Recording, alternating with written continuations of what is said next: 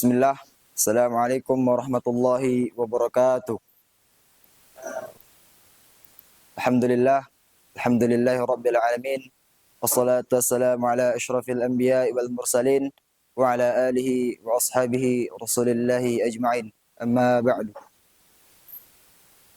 Puji syukur atas kehadirat Allah Subhanahu wa taala yang mana Allah telah memberikan kita nikmat, hidayah serta inayahnya kepada kita sehingga kita dapat berkumpul di masjid yang kita cintai ini dengan keadaan sehat walafiat. Salawat dan salam tidak lupa kita sanjung sajikan kepada ruh junjungan Nabi besar Muhammad sallallahu alaihi wasallam, yang mana beliau telah membawa kita dari alam jahiliyah ke alam yang berilmu pengetahuan seperti yang kita rasakan pada saat yang berbahagia ini. Untuk mengawali acara kita pada pagi yang berbahagia ini, marilah kita bacakan surah Al-Fatihah pada masing-masing diri kita sendiri.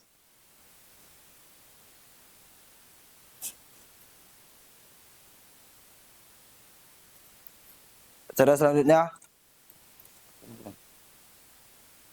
kata sebutan dari Mudir MA Ar-Rabwah kepada Ustadz Muazzir Idris. Kami persilahkan. Bismillahirrahmanirrahim. Assalamualaikum warahmatullahi wabarakatuh. Waalaikumsalam. Alhamdulillah rabbil alamin. Salatu wassalamu ala Rasulillah. Amma ba'du. Pertama-tama terima kasih kepada Ustaz dan Ustazah ataupun calon Ustaz dan Ustazah yang sudah berhadir di tempat yang mulia ini. Selanjutnya terima kasih kami ucapkan kepada Ustaz Al-Mizan sebagai calon guru penggerak, Ustaz, ya. Calon guru penggerak di lingkungan Dinas Pendidikan Aceh Besar angkatan berapa, Pak? Angkatan ke-11 sudah hadir ke tempat kami. Di mic. Ya. Tolong step dalam dah. Kami sangat bersyukur. Berjalan ya. Berjalan ya. Hari ini kami dikunjungi oleh beliau, ya, dalam rangka untuk pembekalan kepada guru-guru kami dan guru-guru muda kami untuk penerapan budaya positif di lingkungan sekolah.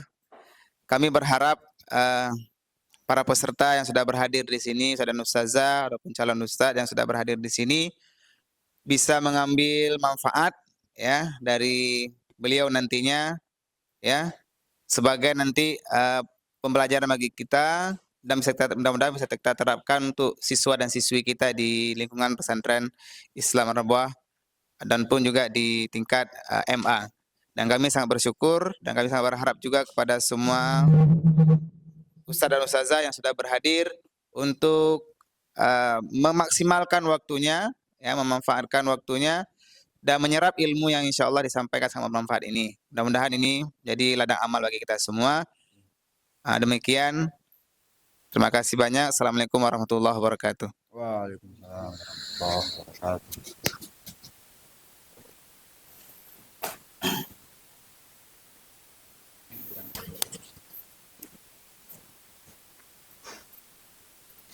Terima kasih kepada Ustadz Muazzir. Acara selanjutnya, kata sebutan dari Mudir Ma'had Ar-Rabwah Al-Ustadz Abdul Hasib. Kepada waktu dan tempat kami persilahkan.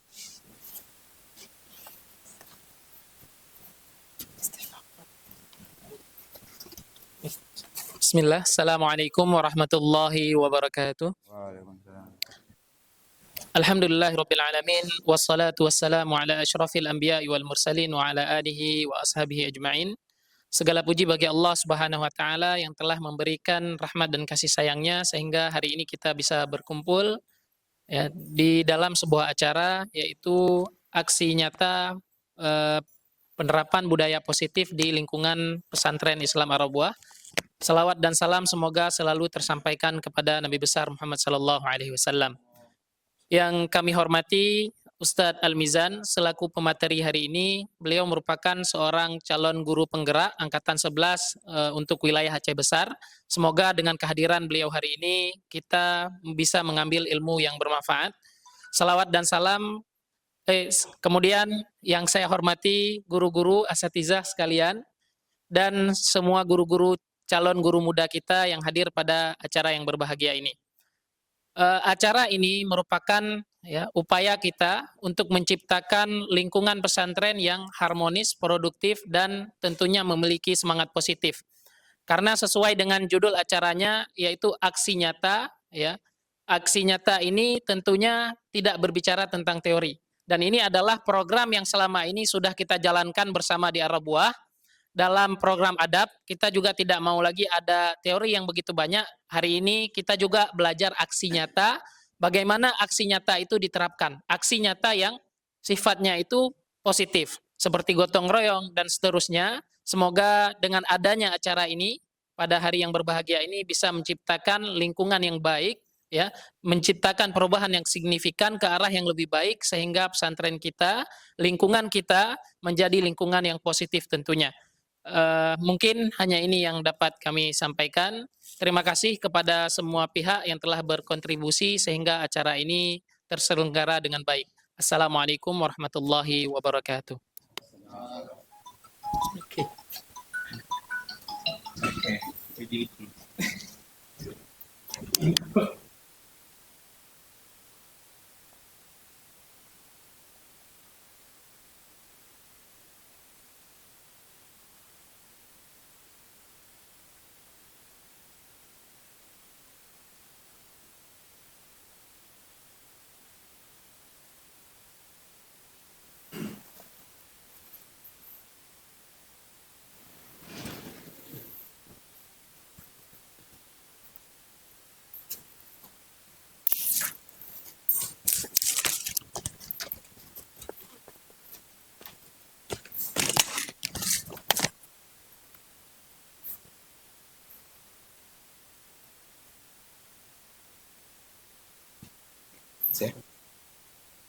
Bismillahirrahmanirrahim.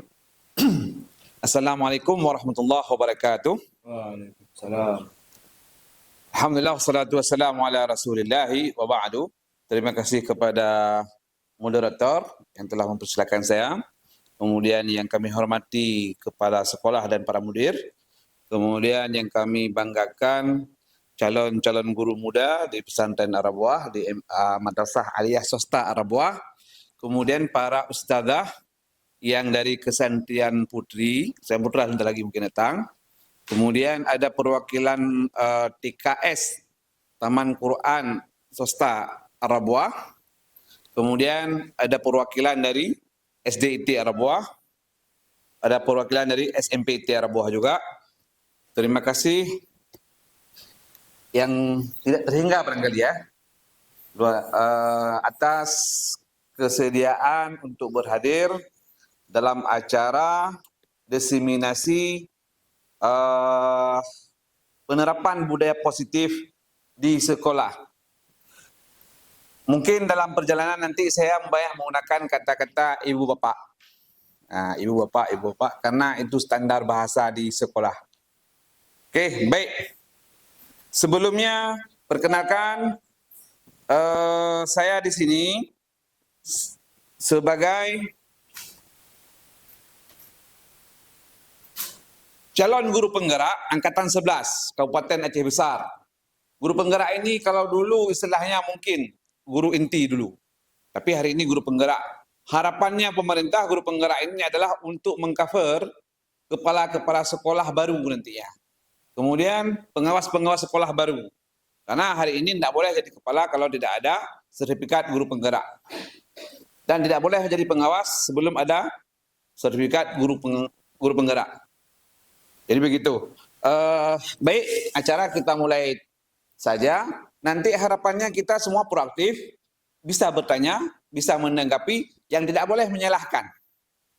Ada yang kawan mungkin kita berbicara, mungkin agak melenceng barangkali, tidak boleh disalahkan. Mengapa demikian? Karena bahasanya tadi menerapkan budaya positif. Kalau memang ingin dikritik, kritiknya membangun. Bisa dipahami? Bukan untuk menjatuhkan. Baik. Kita mulai ya.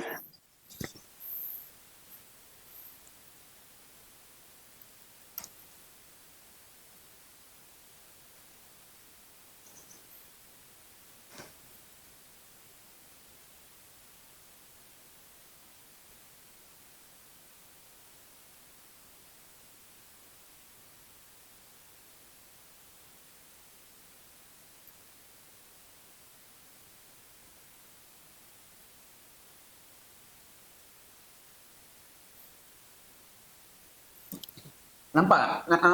Ustazah nampak? Ustazah? Dimerengkan ke sana ya. Ke sini. Begini ya. Abi nampak Abi? Alhamdulillah. Mereng ya? Hah? Ini nggak cantik kayaknya. Bisa di step. Senang sini. Ya udah yuk bantu. Dibantu.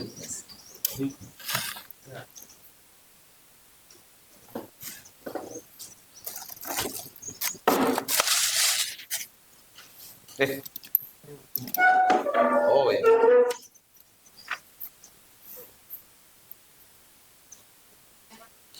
Cahaya lampu ya? Oh matahari. Matahari. Matahari dari sana tuh. Kamu.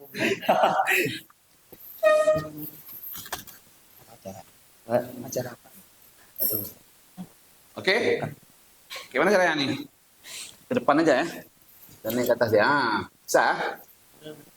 Bisa begini? Oke, insyaallah ya. Oke. Bisa lagi? Hah? Oke, lanjut. Para ustadz, calon-calon ustadz muda yang ada bersama kami hari ini, dan para ustadzah dari SDIT Arabwah, TKS Arabwah, dan Pesantren Putri bersama tim. Ini dia hari ini aksi nyata modul saya. Langsung saja, perkenalkan langsung.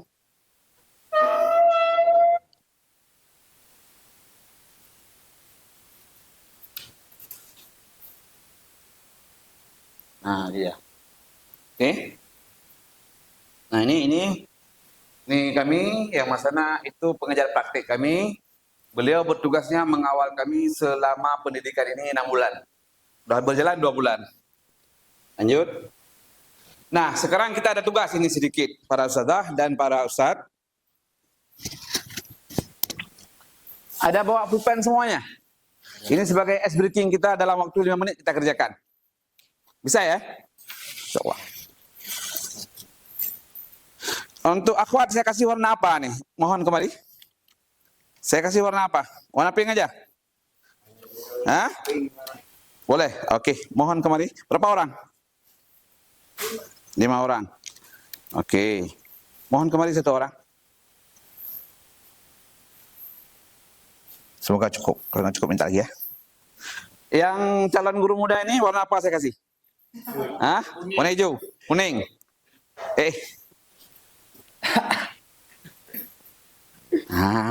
Pegang aja dulu, bagi 1 orang 1. Oke. Para ustaz senior warna apa?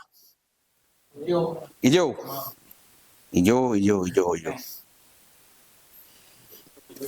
Bagi 1-1. Jangan apa? 1-1. Oke, baik. Tugas kita sekarang adalah di kertas post-it itu, mohon yang tulis di sebelah lemnya, tulis di sebelah yang bukan lem. Ya, itu ada lem. Tulis di sebelah yang bukan lem.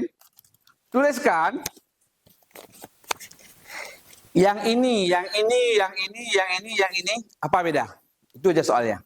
Soal pemantiknya dalam waktu 5 menit ini, yang membedakan 1, 2, 3, 4, 5. Saya sampaikan, ini apa nih? Kita sepakat dulu. Susu. Yang ini?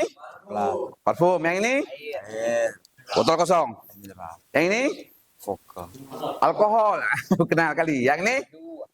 Madu. Oke, silahkan. 5 menit dari sekarang. Menuliskan apa yang membedakan semua ini, gambar-gambar ini, apa yang membedakannya. Botol. Ya, menurut masing-masing, jangan disamakan, tidak boleh nyontek. Karena pemahaman kita masing-masing di sini. Kalau nggak muat, boleh tambah 2 lembar. Di kertas itu, ambil 1 lembar lagi. Kalau nggak cukup, saya kasih lagi, ada lagi. Ustazah?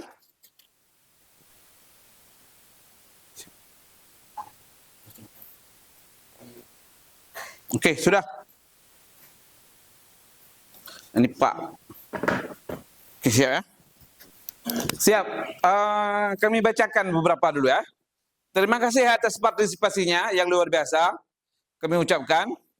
Okey, baik. Saya bacakan beberapa secara random. Nanti saya akan bacakan kembali dan saya akan komentari satu persatu kalau memungkinkan. Mungkin untuk Ustazah mewakili 2 orang kita baca ya. Okey, kita mulai dari yang di atas dulu. Campuran minyak wangi. Minyak wangi dianjurkan bagi laki-laki memakai minyak wangi. Air sangat dibutuhkan dalam kehidupan sehari-hari. Minum air apa nih? Air bersih ya? Sangat dianjurkan. Okey, ini pandangannya. Kemudian madu sangat bagus untuk kesehatan dan manis. Susu bagus untuk meningkatkan daya tahan tubuh, manis dan badan lebih sehat. Alkohol sangat berbahaya untuk dikonsumsi. Efeknya banyak kalau dikonsumsi. Boleh untuk campuran. Okey, bagus. Ada satu lagi ini, mohon diperhatikan. Yang membedakan benda-benda tersebut yaitu kegunaannya. Bedanya minyak wangi parfum dengan madu yaitu minyak wangi untuk mengharumkan, mewangikan, sedangkan madu untuk obat penawar bagi beberapa penyakit. Okey, saya lihat dulu. Hampir sama semuanya ni. Okey, kita lihat mewakili Ustaz Senior. Ya, Ustaz Senior. Ini ada yang mungil, kecil. Beda bentuk dan beda rasa. Okey. Kemudian ada lagi Ustaz Seniornya. Tidak ada beda antara susu, parfum, madu dan mineral. Semuanya bermanfaat kecuali satu, alkohol yang berbahaya. Okey, baik. Pandangannya luar biasa. Kemudian kita mewakili calon ustaz muda. Ambil 2 aja ya. Kita ambil yang ini dulu. Beda bentuk, beda komposisi, beda isi, beda produk. Kalau harga, rasa belum semuanya. Oh ya, kalau rasa belum pernah semuanya. Karena ini belum ada rencana ya. Ada rencana? Enggak ada. Kemudian okey, langsung. Dari kelima itu yang membedakan adalah botolnya, efek pemakaiannya dan kegunaannya. Bagus. Ini untuk penguatan dari saya sedikit. Para calon-calon guru, calon ustaz muda, para guru senior, para kesantrian, para perwakilan dari SDIT dan TKS Taman Quran. Ada yang jauh dari botol ini. Jangan dilihat hanya botol saja. Yang pertama, isinya. Yuk kita lihat. Barangkali ustaz muda, adik-adiknya di sini. Adik-adiknya di sini mau dikemanakan? Artinya mau diisi apa untuk mereka? Apakah kita akan mewariskan barbarisme? Atau barbaris? Barbar. Atau barbar? Kekerasan. Yang di SD, mewakili SD, sampaikan ke kepala sekolahnya. Bu, apa yang akan kita isi untuk anak-anak ni? Yang botol kosong, anak-anak datang kemari. Bukan kosong juga, ada isinya sedikit apalah sini. Apa yang akan kita isi untuk mereka? Kepala sekolah. Apa yang akan diisi untuk guru-gurunya dan murid-muridnya? Percuma botol cantik. Mana yang cantik ni? Ini. Nih. Ini enggak cantik. Nih. Botol minyak wangi. Percuma botol cantik, bagus, kuat, isinya pertalite. Ya, betul. Betul tidak? Ini harus dipahami betul-betul. Artinya, produk kita ke depan, Ar-Rabuah ini, terkhusus guru-guru, calon-calon guru muda ini, mohon berkaca kembali. Apakah kita sudah menuju kepenuhan, penuh ini, ataupun penuh ini? Berbahaya. Kita sudah melalui proses pendidikan yang kepala sekolah ada 5, 6 tahun, 2 tahun, setahun. Apa yang kita sudah isi hari ini? Ataupun baru belajar, baru mungkin baru pegang botol kuah. Mau isi mana ini di antara ke yang ini. Kemudian tidak hanya proses, tetapi perlu juga dilihat siapa yang melakukannya. Siapa yang melakukan? Ya. Seandainya orang gila diberikan dia minyak wangi, kira-kira kemana dia tuang? Ataupun anak kecil. Anak kecil sebesar Dek Cidah contohnya, ataupun sebesar Hakim. Ya, kita berikan minyak wangi dalam botol yang lain. Coba ditebak kira-kira botol mana dia isi. Saya yakin ke botol kosong. Lu aku, wah, bisa dijual tidak? Laku tidak? Taruhlah ini merek Gucci ini minyak wanginya. Gucci perempuan ada, laki-laki ada. Dah, harganya mungkin 1,5 juta. Kita kasih sama anak kecil. Dia akan tuang ke botol aqua ini. Yang terjadi adalah tidak ada harga. Tolong dipahami kita sebagai guru hari ini. Saya dan guru-guru yang ada di sini, proses harus kita pikirkan. Pelakunya juga harus kita pikirkan. Artinya, rekrut guru, kepala sekolah, rekrut tim kesantrian harus dihati-hati. Harus ada rasa hati-hati. Kalau enggak salah taruh tempatnya, taruh di botol kosong, enggak ada harga. Kita sudah siapkan di sini kurikulum yang bagus. Ada hafalan Quran, ada bahasa Arab, ada adab, ta'dib kan? Tetapi karena yang melakukannya enggak betul, menanggapi barangkali dari akhwat, dari ibu-ibu, silahkan satu orang. Karena kita ini betul-betul partisipatif. Bukan one way ya. Bisa ada satu yang ingin bicara? Oke, silakan. Ada satu dari kepala sekolah. Bismillahirrahmanirrahim. Assalamualaikum warahmatullahi wabarakatuh. Alhamdulillah, kalau kita lihat dengan kacamata, dengan hati nurani, bahawa susu dan madu itu selalu harus memenuhi, menjalankan proses yang paling panjang. Maka santri kita proses, kita didik dengan hati nurani, dengan sepenuh jiwa kita dan sepenuh hati kita mendidik, insyaAllah santri kita akan menjadi baik. InsyaAllah. Luar biasa, terima kasih. Ada tanggapan yang lain lagi? Oke. Sebentar ya, ada lagi satu lagi mohon didengarkan. Bismillah, Assalamualaikum warahmatullahi wabarakatuh. Jadi ada 3 hal yang di sini yang sangat penting untuk kehidupan. Pertama, madu dan susu, dan juga ada minyak wangi. Sekarang minyak wangi ini diperlukan ketika kita pergi sholat, kemudian ketika kita beribadah biar nggak bau sama orang, itu penting minyak wangi. Ya. Kemudian madu juga penting untuk anak-anak, masa pertumbuhan, kesehatan dan sebagainya. Dan madu juga penting untuk obat-obatan. Sekarang dari 3 hal ini, apa yang kita kuasai? Apa yang ada dari kita? Madu, susu, atau minyak wangi? Kalau ada minyak wangi sama kita, berarti kita bisa memberikan untuk orang lain supaya sama-sama harum. Kalau di susu ada kita, berarti kita bisa memberikan untuk anak-anak supaya anak-anak bisa bertumbuh sehat dan cerdas. Kalau di kita ada madu, maka ini bisa untuk obat-obatan untuk orang lain dan sebagainya. Tapi naudzubillah, kalau misalnya alkohol ada sama kita, ini adalah untuk penghancur. Baik itu dari sekolah, masyarakat, dan anak-anak. Mungkin ini saja dari saya. Assalamualaikum warahmatullahi wabarakatuh. Terima kasih, luar biasa. Kepala sekolah dan kesantrian putra luar biasa, jauh sekali pemahamannya ya.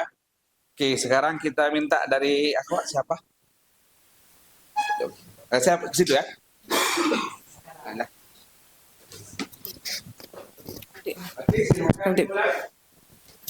Bismillah, jazakallah khairan atas kesempatannya Ustadz. Yang pertama sekali sangat terinspirasi karena bisa hadir di acara ini. Jazakallah khairan Ustaz Mizan. Sudut pandang kita mungkin dan tugas utama yang mungkin sangat besar bagi kita sebagai seorang pendidik setelah kita melihat gambar-gambar yang ada di depan, ya, dengan unsur yang memiliki kesamaan dan perbedaan, begitu juga dengan tenaga pendidik kita, boleh berbeda, akan tapi prinsip yang harus sama. Karena ini akan menentukan kualitas hasil, ya, yang akan kita isi kepada murid-murid kita. Tapi kalau seandainya prinsip dalam pendidikan itu tidak jelas, maka jangan pernah kita berharap memiliki hasil yang sesuai dengan keinginan kita bersama. Yang kedua, kurikulum yang bagus sangat kita butuhkan di sebuah lembaga pendidikan untuk mengembangkan aspek pendidikan dan pengembangan anak. Akan tetapi kalau tidak didukung oleh SDM yang efektif dan memiliki kemampuan, mungkin ini juga akan menjadi sebuah hambatan. Atas dasar apa kita mau mengisi jiwa dan ruh anak-anak. Ini saja Ustaz, syukran. Terima kasih, luar biasa sekali. Ada lagi mau ditangkap? Barangkali dari perwakilan TK ataupun SD? Ada salah? Ya. Oke, silakan. Luar biasa. Alhamdulillah, partisipasi sangat luar biasa ya. Bismillahirrahmanirrahim. Assalamualaikum warahmatullahi wabarakatuh.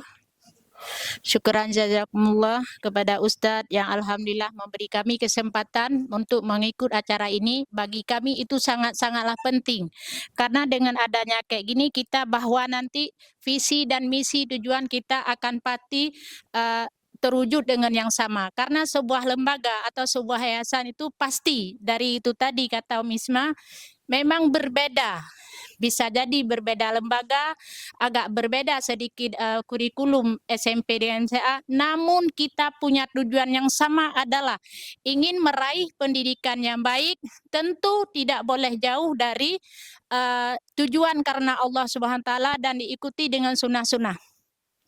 Jadi begitulah Ustadz, ada 5 warna dan bentuk itu tadi sungguh sangat kita membutuhkan. Sudah ada susu dan semuanya itu sangat dibutuhkan dalam kehidupan kita sehari. Dan sebuah lembaga juga perlu sebuah manajemen. Ketika manajemen itu sudah bagus, ada madu, ada alkohol, ada air, ada semuanya.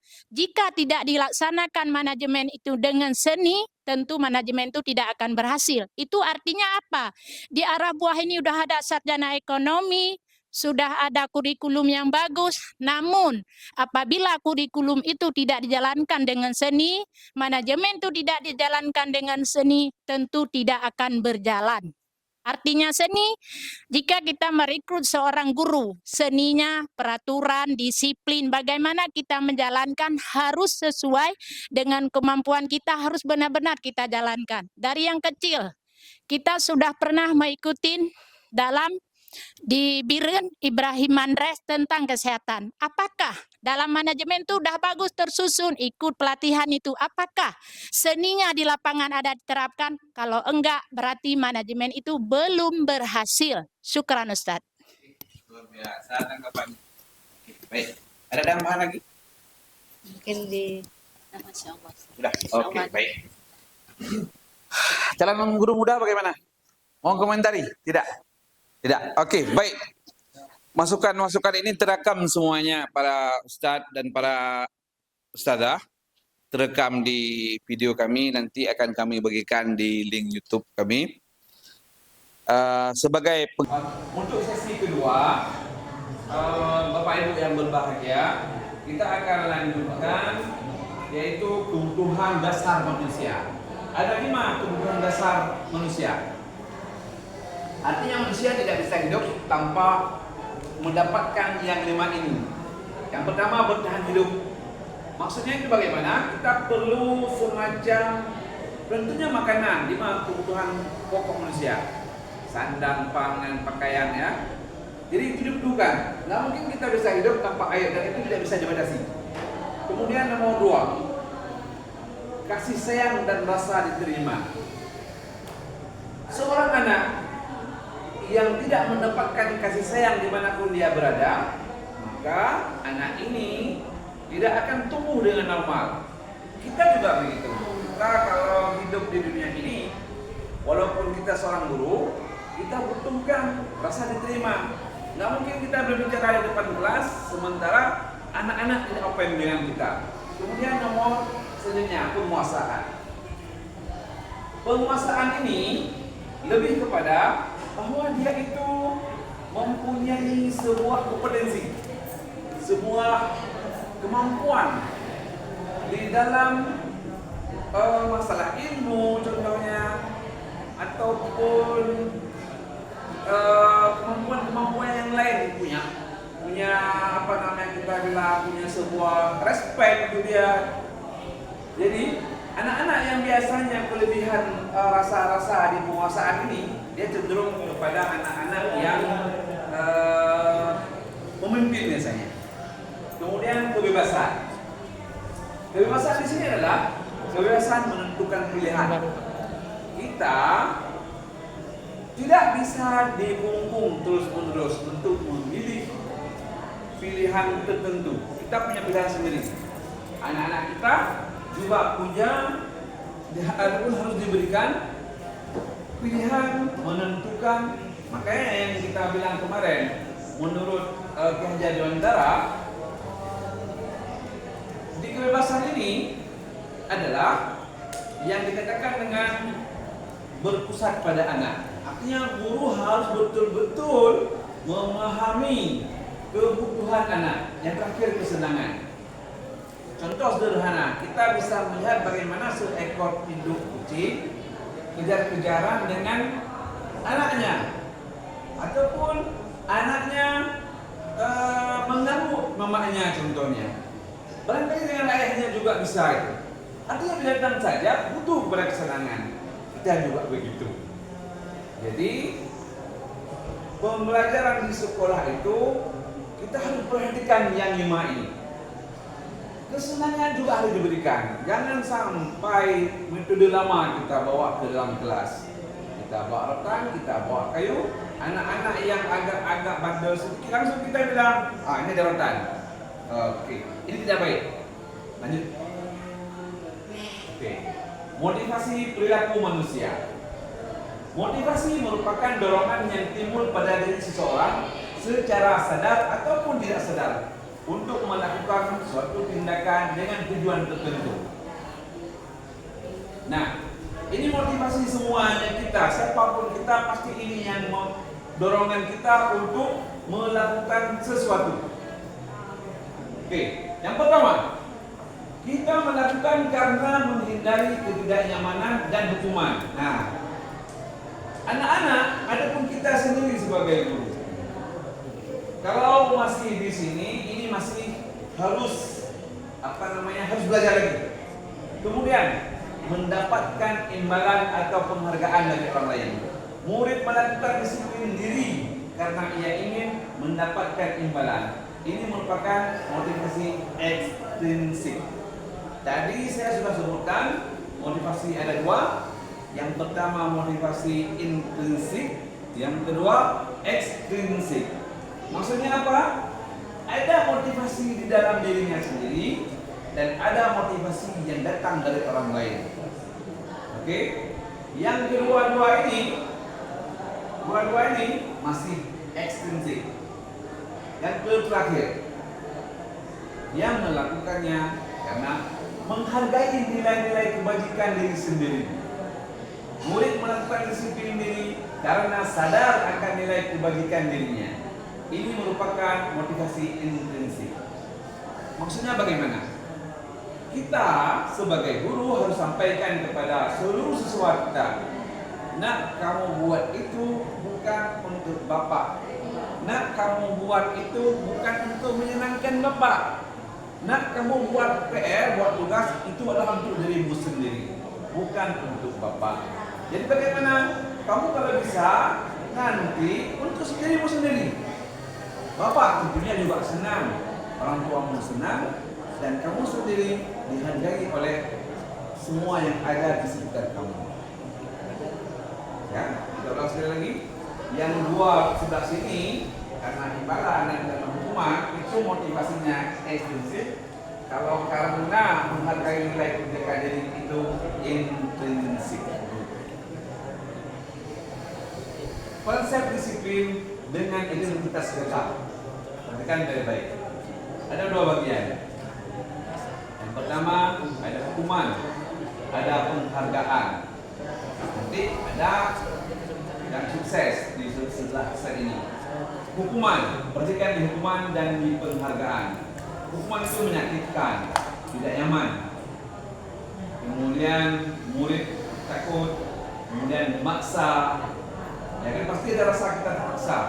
Kemudian murid menyembunyikan kesalahannya pasti. Murid menjadi rendah diri dalam artian negatif. Down, kalau bahasa kita down. Setiap anak yang kita berikan hukuman, dia akan merasa, wah, saya lagi. Akhirnya dia menjadi tidak bersemangat. Kemudian penghargaan. Oke, penghargaan yang kita lakukan sama ini kan kita bermain di sini. Penghargaan kita akan lihat sekarang tidak efektif. Sebentar lagi akan saya terangkan. Merusak hubungan sifat diri. Kemudian mematikan kreativitas. Kemudian menghukum dengan sistem ranking. Yang terakhir merampas hak menghargai dirinya. Tidak efektif. Kenapa tidak efektif? Karena anak yang selalu diberikan penghargaan, dia tidak akan melakukannya di hari yang lain kalau tidak diberikan sebuah penghargaan. Nah, kemudian nomor 20 selanjutnya merusak hubungan sifat diri. Kita tentu tahu dan kita merasakan sendiri. Saya saja yang waktu sekolah, alhamdulillah saya sering ranking 1, 2, ranking 1 sering. Jadi kalau ada orang lain mendahului kita akan iri pada dia dalam artian negatif tentunya. Jarang sekali kita sebagai murid dulu memaknai ranking itu seorang di atas kita itu sebagai karena dia hebat. Tidak, saya yakin tidak. Kemudian mematikan kreativitas seperti yang saya bilang tadi, tidak efektif, tidak kreativitasnya mati. Tidak ada penghargaan, tidak ada buat, tidak ada kreativitas. Kemudian menghukum dengan sistem ranking. Nah, maka hari-hari terakhir ini ranking itu ditiadakan karena dianggap sebenarnya tidak efektif. Anak-anak tidak sama kemampuannya. Ya, anak-anak tidak sama kemampuannya. Ibarat kata orang, ada anak yang di kemampuannya kehidupan dia itu versi dia bukan jenis apa kita bilang. Ibarat orang bilang menyuruh seekor siput naik ke pohon karena standarnya pohon, nggak semua bisa. Yang terakhir merampas hak menghargai dirinya. Ketika dia tidak dapat penghargaan, akhirnya apa yang terjadi? Terjadilah semacam pembulian dan lain sebagainya. Lanjut. Oke. Nah, ini identitas sukses. Identitas sukses ada dua. Tapi yang terbaiknya adalah di restitusi sebenarnya. Oke. Yang pertama konsekuensi. Konsekuensi itu karena kesepakatan tentunya. Kalau hukuman tadi itu lahir berangkat dari sebuah ketentuan dari yang tidak perlu disepakati oleh murid yang lain. Biasanya konsekuensi ini karena kesepakatan di kelas. Tapi konsekuensi ya. Yang pertama, penguatan jangka pendek. Jadi itu berlakunya hanya sebentar saja. Perlu monitoring berkelanjutan, hanya perlu dipantau terus-menerus. Stimulus respon, ada rangsangan, ada respon. Tidak ada rangsangan, tidak ada respon. Kemudian murid menghormati peraturan. Ini dari segi seperti saya bilang tadi ya, sukses atau positif, murid menghormati peraturan. Kemudian kehilangan waktu untuk merenungi kesalahan. Setiap anak yang melakukan kesalahan, dia itu tidak akan pernah berpikir kesalahan ini bagaimana dia cara meninggalkan. Karena ada konsekuensinya langsung dia tahu. Contohnya datang terlambat, akibat kali. Nah, jadi kesalahan ini ya cuma 5 kali. Tentunya tidak ada masalah. Restitusi. Restitusi inilah yang coba kita terapkan di sekolah kita. Yang pertama, murid bertanggung jawab untuk perilakunya. Kemudian fokus pada pemecahan masalah jangka panjang. Murid menghormati dirinya dan orang lain. Kemudian teori kontrol, dirinya menggunakan kontrol. Kemudian murid bersemangat memperbaiki kesalahan. Bapak Ibu yang telah berhadir, murid bertanggung jawab untuk perilakunya. Bagaimana itu? Nanti kita akan praktekkan bahwasanya setiap kesalahan yang dia lakukan akan ada semacam pertanyaan. Kira-kira apa yang akan kamu lakukan? Itu sebagai contoh untuk menutupi kesalahan yang telah kamu lakukan. Tentunya dia berpikir bagaimana caranya untuk keluar dari masalahnya. Kemudian fokus pada pemecahan masalah jangka panjang. Maksudnya apa? Karena masalah tanggung jawab ini ditanam terus menerus. Kalau ada pertanyaan, Ustaz, Bapak bagaimana kalau seandainya ini akan terus berulang pada satu anak? Kalau berulang pada satu anak, ya tugas guru. Kita tugasnya adalah terus menerus mengulangi. Tentu pada satu saat, karena bahasa itu kan ibaratnya begini. Saya pernah mendengar sebuah kata-kata, nasihat itu mempunyai ruh. Ruh itu apa? Keikhlasan. Keikhlasan itu datang dari mana? Keikhlasan itu datang dari hati. Artinya kita coba sentuh hatinya. Setiap nasihat yang kita sampaikan kalau tidak membekas kepada anak-anak kita, berarti ada masalah di keikhlasan kita. Coba betul-betul ikhlas kita menasihati mereka. Mungkin cukup sekali 2 kali. Kemudian murid menghormati dirinya dan orang lain. Kenapa demikian? Nanti ada semacam kita ingatkan dia sebuah kesalahan dia. Ini karena kamu sudah buat begini, Bapak harus hentikan kelasnya. Dia akan paham. Dia akan paham bahwa kalau saya buat kesalahan berarti bukan saya saja yang dicoba selesaikan. Berdekat pula kawan saya yang lain. Salah satunya waktu terhabiskan untuk menyelesaikan permasalahan dia. Kemudian teori kontrol. Jadinya yang bukan kontrol. Itu jelas bahwa dia sendiri yang akan menyelesaikan masalahnya. Kemudian murid bersemangat memperbaiki kesalahan. Kenapa bersemangat? Karena semua sesuatu kita tanyakan kepada dirinya sendiri. Apa yang akan kamu lakukan untuk menyelesaikan masalah kamu? Next. Konsep disiplin pendekatan restitusi, yaitu sebuah cara menanamkan disiplin positif pada murid. Ini restitusi yang saya sampaikan tadi. Restitusi artinya proses menciptakan kondisi bagi murid untuk memperbaiki kesalahan mereka, sehingga mereka bisa kembali pada kelompok mereka dan karakter yang lebih kuat. Maksudnya bagaimana? Ketika kita tahu kesalahan kita dan kita berusaha untuk memperbaikinya, tentunya orang di sekitar kita pasti suka sama kita. Itu secara logika mudah kita pahami. Karena secara yang namanya makhluk hidup, dia nggak suka orang yang lain di sekitar dia melakukan kejahatan sehingga mengganggu dia. Oke, ciri-ciri restitusi yang pertama bukan menebus kesalahan, namun belajar dari kesalahan. Kesalahan itu adalah sebuah proses pembelajaran. Tidak mungkin orang tidak melakukan kesalahan, tapi kali ini gara-gara kita karena memiliki restitusi, kita harus betul-betul ambil pelajaran dari kesalahannya. Kemudian memperbaiki hubungan. Saya sudah sampaikan bahwasanya hukuman itu akan membuat kita dibenci dan anak yang dihukum akan menjadi down dia, akan menjadi rendah diri dia dan lain sebagainya. Kasus kita sudah dapatkan, seorang guru dipukul sama muridnya gara-gara bahasa teguran dia tidak baik. Kemudian tawaran bukan paksaan, kita juga dibenarkan untuk memberikan tawaran. Kemudian menuntut untuk melihat ke dalam diri. Nah, setiap kesalahan yang dilakukan itu diri dia dalam diri dia itu bagaimana ini? Mau dibuat menjadi baik ataupun tetap dalam posisi kesalahan? Tentunya sebagai manusia dia akan berpikir, oh saya ingin nyaman. Kemudian mencari kebutuhan dasar yang mendasari tindakan, kemudian fokus pada karakter bukan pada tindakan, kemudian menguatkan dan fokus pada solusi. Ini kalau betul-betul kita lakukan, banyak kejadian ataupun budaya positifnya perkembangan tubuh di dalam lingkungan sekolah kita. Lanjut. Oke, perhatikan. Siswa sering tidak mengerjakan PR. Nah, ada kasus satu siswa sering tidak mengerjakan PR. Perhatikan baik-baik, bandingkan antara hukuman, konsekuensi dan restitusi.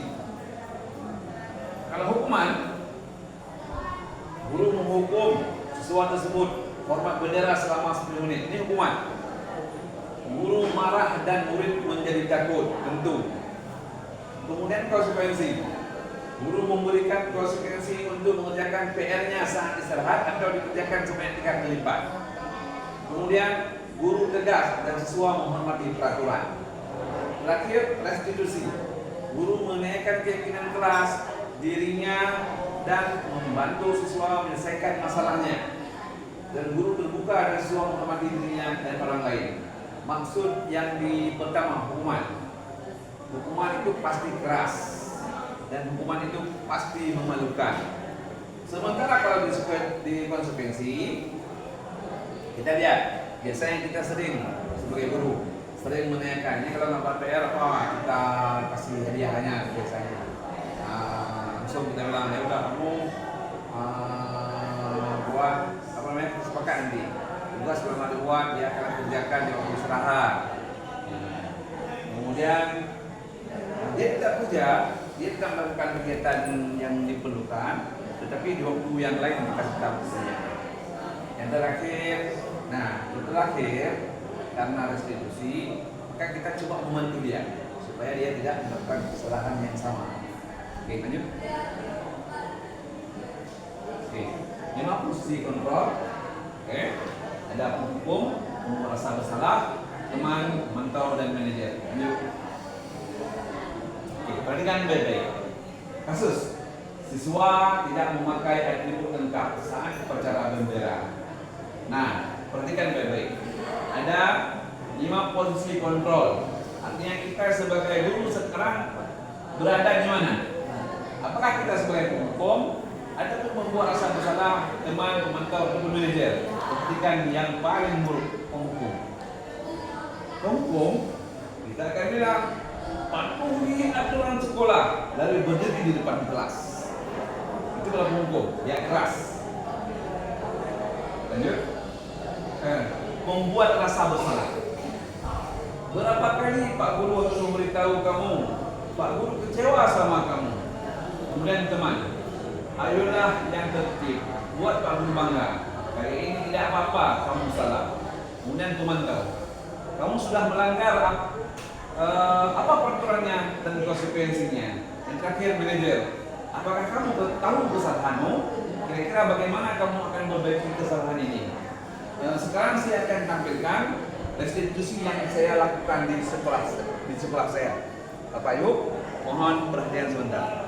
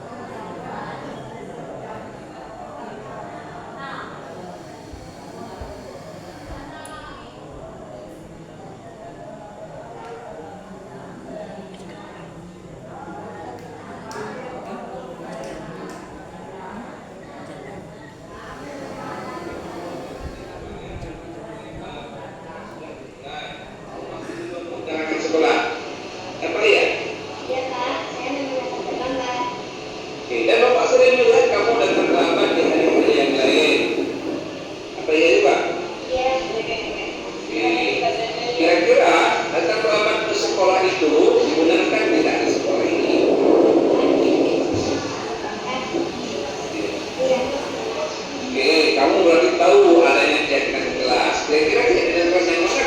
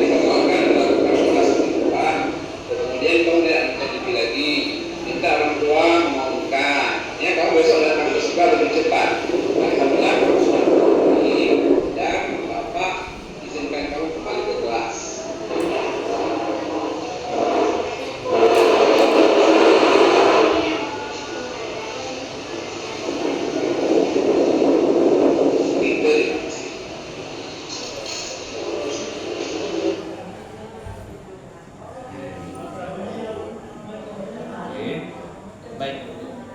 Nah, ini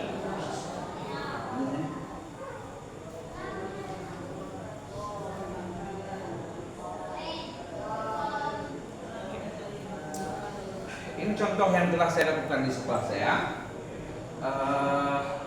Walaupun belum maksimal, karena pada dasarnya restitusi itu, kalau memang kita berada di posisi manajer, ada yang tingkat kesalahannya, ada yang memang perlu dosis tinggi, ya dosis tinggi, ada yang banyak pertanyaan-pertanyaan yang memang harus dilakukan. Kemudian lanjut. Oke, keyakinan kelas di sini adalah kesepakatan kelas tentunya. Nah, kalau bahasa di sini keyakinan kelas, kesepakatan kelas. Ini mengapa kalau dikatakan keyakinan kelas? Mengapa tidak peraturan kelas saja? Oke. Apa yang ibu bapak pahami dua kata ini? Mengapa kita dua kalimat ini? Mengapa kita memiliki peraturan tentang penggunaan helm pada saat mengendarai kendaraan roda 2? Kemudian, mengapa kita memiliki peraturan tentang penggunaan masker dan mencuci tangan setiap saat? Nah, perhatikan baik-baik. Kalau dalam perhatian kita, ketika mendengar peraturan apa? Kita kurang enak. Nah, lanjut. Oke. Nah, sekarang kita akan masuk ke kegiatan membuat keyakinan kelas.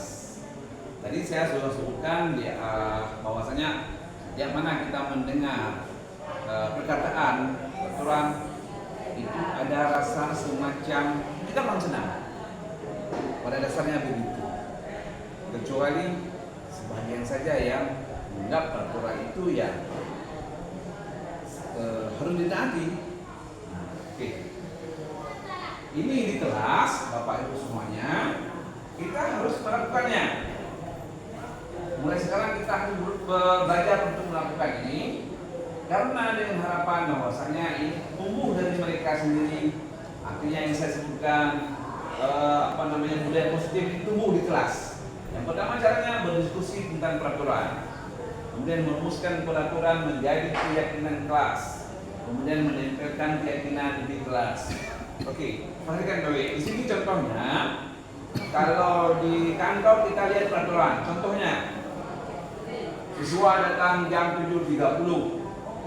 Nah, contohnya. Kemudian kita ubah itu, kita bawa menjadi keyakinan kelas dengan bahasa yang positif.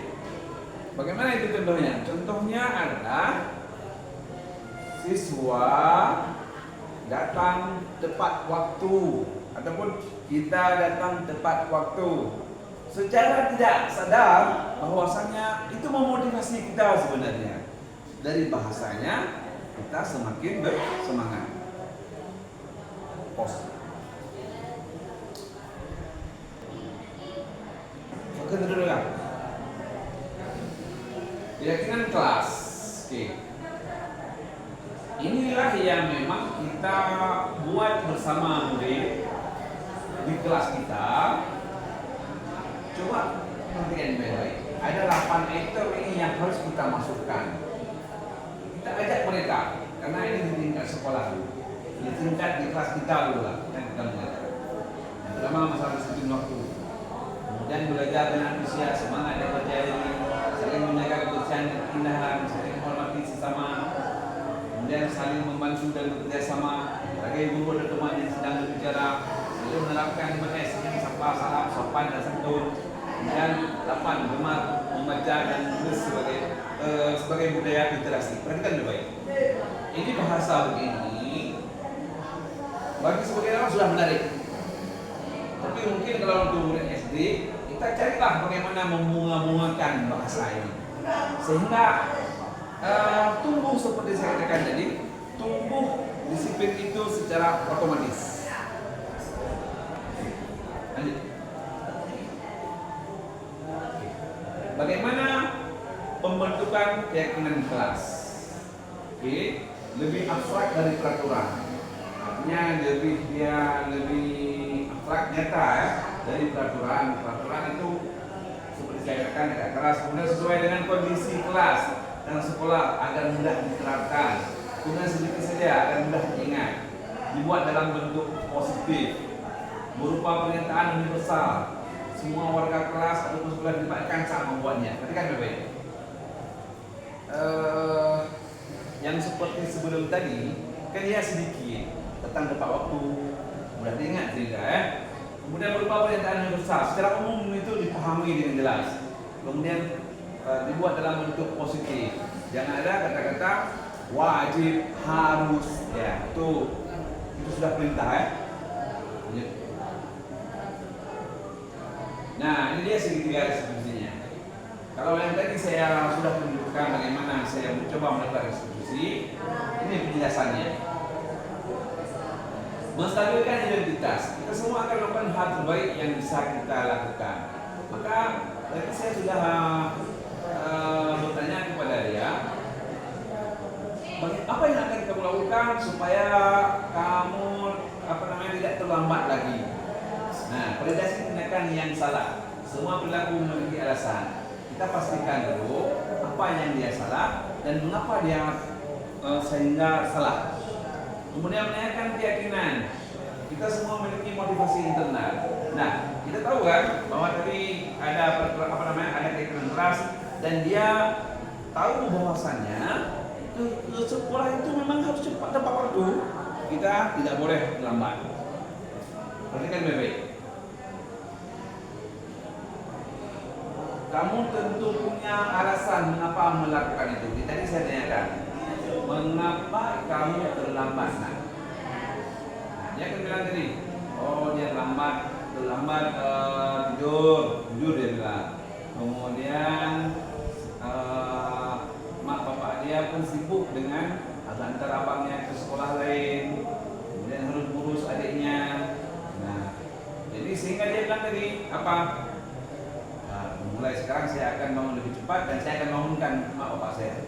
Adakah cara yang lebih efektif untuk mendapatkan apa yang kamu butuhkan? Dia bilang bahwa saya harus tidur cepat mulai sekarang.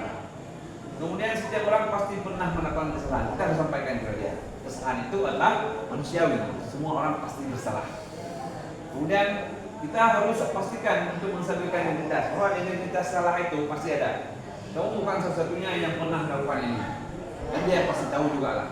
Pasti tahu ada juga orang yang melakukan kesalahan yang sama. Kemudian menanyakan keyakinan. Keyakinan keras apa yang telah kita sepakati?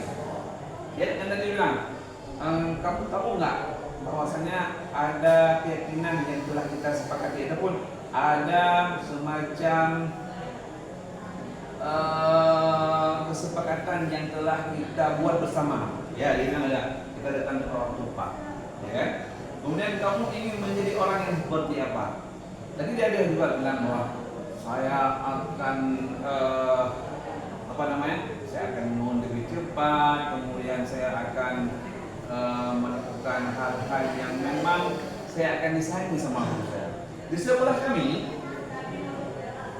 memang pada peraturannya itu ditulis wajib guru datang jam 7.30 karena maksudnya jam 8. Itu piket yang bertugas jam 7.15 sudah ada. Sehingga yang terjadi murid-murid secara otomatis hari-hari ke belakang ini dalam beberapa tahun ini itu muridnya datang lebih cepat daripada kami.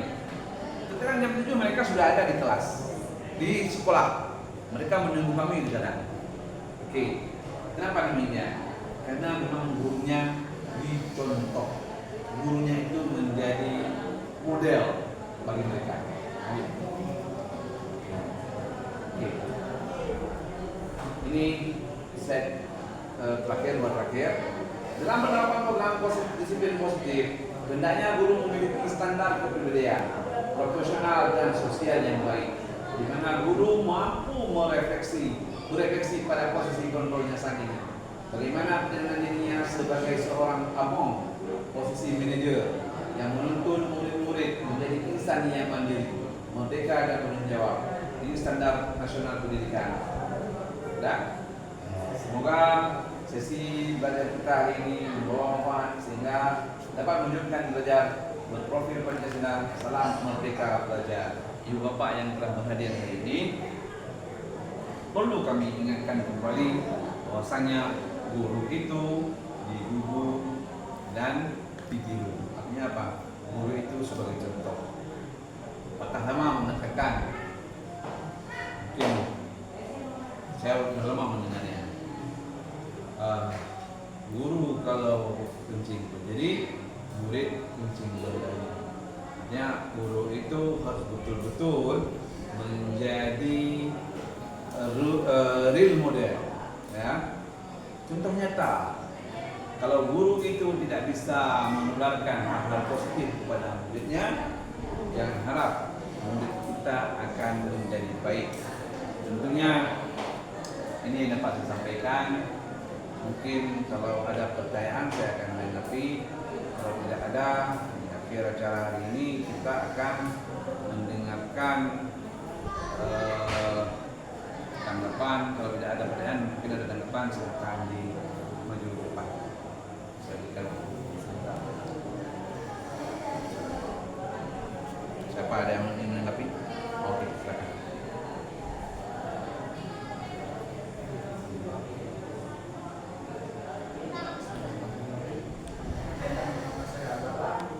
Saya mewakili para peserta destinasi penerapan budaya positif di lingkungan di Pondok Pesantren Islam Arabah. Pertama, kami ucapkan ribuan terima kasih kepada Bapak Admizan yang telah memberikan pengajaran serta mau berbagi ilmunya kepada kami dalam menerapkan bagaimana budaya positif di lingkungan sekolah. Kami merasa sangat terbantu serta mendapatkan pencerahan bagaimana seharusnya kita sebagai guru serta calon guru dalam memberikan pengajaran kepada para siswanya. Atas segala pencerahannya kami ucapkan ribuan terima kasih.